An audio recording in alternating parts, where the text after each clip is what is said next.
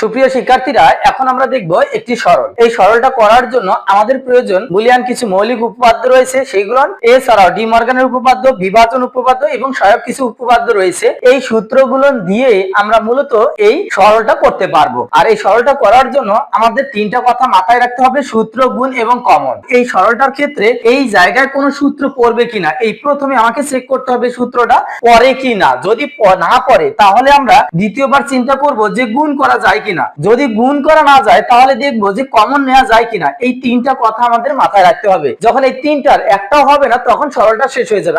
এখন এইখানে দেখবো আমরা কিভাবে এই সরলটা করতে পারি। এখানে সর্বপ্রথম আমরা যেটা দেখতে পাচ্ছি, সূত্র পড়ে কিনা।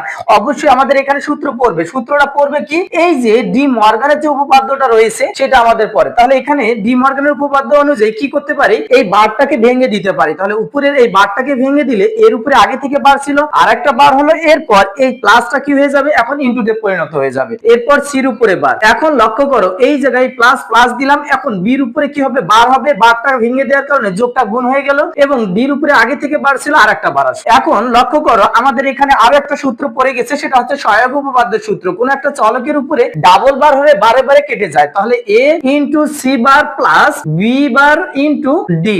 যখন এই সূত্র পড়বে না, গুণ করা যাবে না এবং কমন নেওয়া যাবে না, যখন তিনটার একটাও পাওয়া যাবে না, এখান থেকে আমাদের সরলটা শেষ হয়ে যাবে। ঠিক আছে।